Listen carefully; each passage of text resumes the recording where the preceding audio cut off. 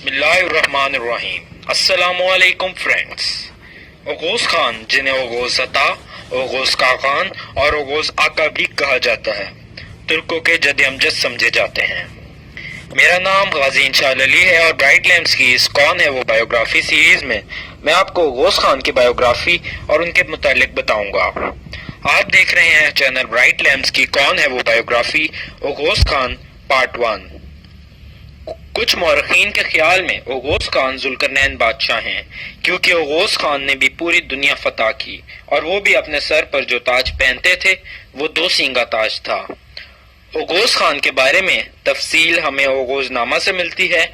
اس کے علاوہ اوغوز خان کا ذکر 13ویں صدی کے مشہور فارسی تاریخان رشید الدین ہمدانی کی کتاب جامع التوارخ سے بھی ملتی ہے۔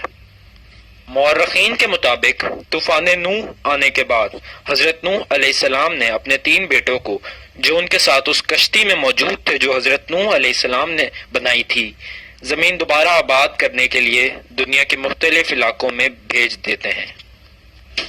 ان 3 بیٹوں میں سے حضرت نوح علیہ السلام اپنے ایک بیٹے حام کو ہندوستان یعنی ہند، اپنے دوسرے بیٹے سام کو ایران اور اپنے سب سے بڑے بیٹے یافس کو ترکستان اور اس سے ملحقہ علاقوں میں بھیجا۔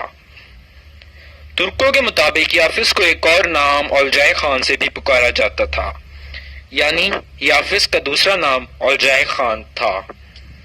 حضرت نوح علیہ السلام کے بڑے بیٹے یافس خانہ بدوش و کی سی زندگی بسر کرتے تھے، کبھی یہاں تو کبھی وہاں، اور اپنا موسم گرما کراکرم میں گزارتے تھے، جہاں 2 شہر تھے، ایک کا نام تلس اور دوسرے شہر کا نام سائرام،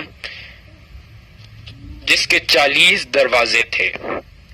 یافس کے 8 بیٹے ہوئے، جن کے نام ترک، خازار، سکلب، منگ، چن، کیمری، رس اور تارخ تھے۔ یافس نے وفات کے وقت اپنے سب سے بڑے بیٹے ترک کو اپنا جانشین مقرر کیا۔ ترک اسی کل میں آباد ہوئے جو آج کرگستان میں ہے۔ ترک کی وفات کے بعد ان کے بھی سب سے بڑے بیٹے تتک جانشین بنے، جن کی 4 نسلیں گزرنے کے بعد ان کے ہاں 2 بیٹے پیدا ہوئے، تاتار اور مغل، جن کے درمیان اس وقت کی ریاست 2 حصوں میں تقسیم ہوئی۔ مغل خان کے 4 بیٹے ہوئے، کارا خان، ارخان، کرخان اور کزان۔ ان میں سے کارا خان اوغوز خان کے والد یعنی باپ تھے۔ اوغوز خان کی پیدائش کے وقت حضرت عیسیٰ علیہ السلام سے بھی پہلے کا ہے، اور اوغوز خان ایشیا میں پیدا ہوئے۔ اوغوز خان اپنی پیدائش سے پہلے اپنی والدہ کے خواب میں 3 بار آئے اور کہتے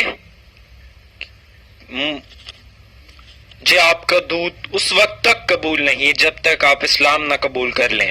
انہوں نے یہ بھی کہا کہ اگر مجھے دودھ پلانا چاہتی ہو تو اللہ کی بندگی اختیار کرو جو آپ پر فرض ہے۔ پھر ان کی والدہ نے اسلام قبول کر لیا۔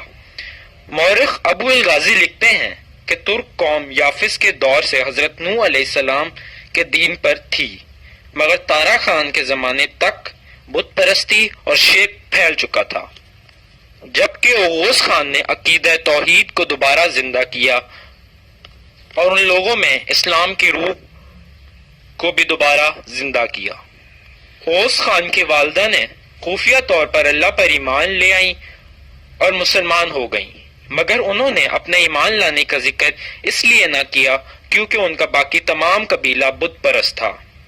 ناظرین کرام، اب یہاں اس داستان میں کچھ ایسے عجیب و غریب باتیں بھی ہوں گی جن پر بظاہر تو یقین نہیں آئے گا، مگر مورخین اور ماہرین نے جو تفسیر بیان کی ہے وہ میں آپ کو ساتھ ساتھ بتا رہا ہوں، جس سے آپ کو داستان سمجھنے میں آسانی رہے گی اور آپ کو سب چیزیں ٹھیک طریقے سے سمجھ آئیں گی۔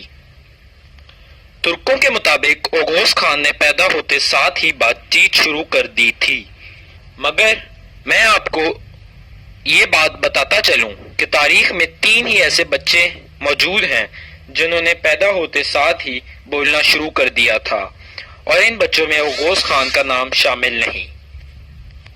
اس کا مطلب یہ ہے کہ اوغوز خان بچپن سے ہی ذہین اور سنجیدہ تھے اور کم عمری سے ہی سمجھداری کی باتیں کرنے لگے تھے، یہاں تک کہ ان کی والد نے بھی اوغوز خان کے اندر یہ خوبی دیکھی تو بہت حیران ہوئے۔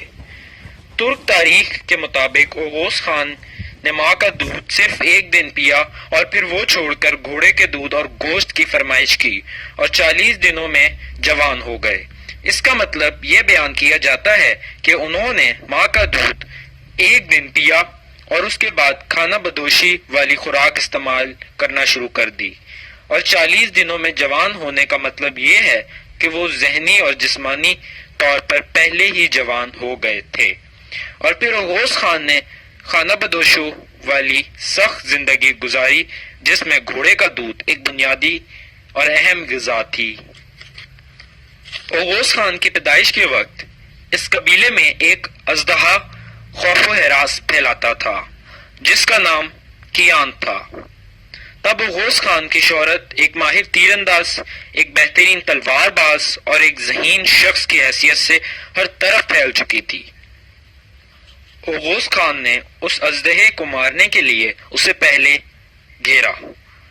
یہ کرنے کے لیے انہوں نے ایک ہرن کا شکار کیا اور اسے ایک درخت سے لٹکا دیا اور پھر ایک کاسی کے نیزے سے اس اژدہے کو مار ڈالا اور اپنی تلوار سے اس اژدہے کا سر کاٹ دیا، جس کے بعد وہ ترکوں کے ہیرو بن گئے۔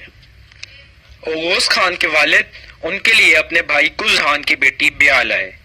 اس لڑکی کو اوغوز خان نے کہا کہ وہ اسے ایک شرط پر قبول کریں گے کہ وہ ایک اللہ پر ایمان لائیں۔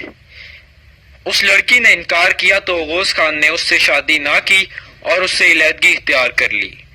اوغوز خان کی والد کاراہان نے جب اپنے بیٹے کی اس لڑکی کی طرف پسندیدگی نہ دیکھی تو دوسرے بھائی کرہان کی بیٹی بیاہ لایا۔